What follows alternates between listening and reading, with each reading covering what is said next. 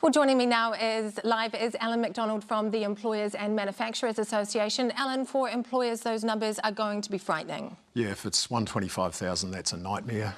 50,000 is probably way too high, and even going back to what we saw in 2019, 30,000, that's highly problematic and really difficult for employers at the moment. Well, what impact does it have on that already quite tight labour market? Yeah, the labour market, and I'm not sure where MB's getting the idea from that it's quite buoyant at the moment. It's anything but. You know, every employer we talk to is just screaming out for people.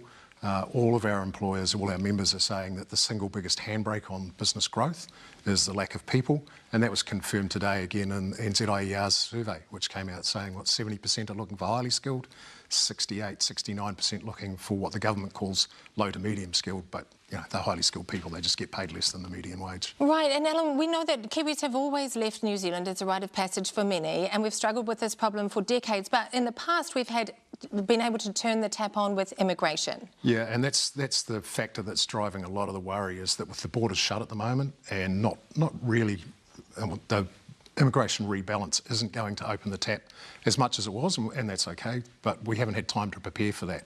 So there's a large gap between what we've got now, what we might be getting in 6-12 months' time, and that flow probably isn't going to be enough to replenish the losses we've got and the skill shortages and labour shortage we already have.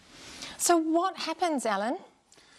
I think many employers will be taking a deep breath and hoping that people don't go, but there is pent-up demand.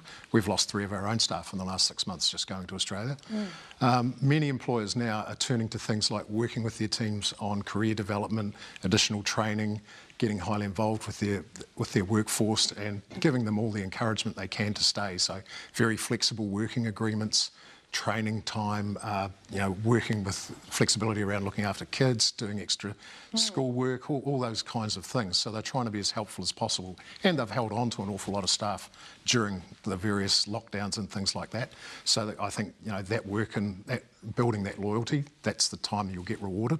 But there's still this looming gap that's a real problem. And are there any sectors that will be severely impacted that you can think of straight away? What we're seeing is all sectors. So all sectors, all businesses, whether they be 4 or 5 employees up to the big end of town, 22 and 20-odd thousand employees, everybody is screaming out for people. Obvious ones, horticulture, 6,500 short. Healthcare is very short. Truck drivers, which don't fit the median wage profile in many cases, so no access to those people coming. So we do know that immigration is you're going to have to pay the median wage to get access to the immigration pool. These are more tough times ahead, I think is what you're telling me. Alan, thanks so much for joining me tonight. Thank you.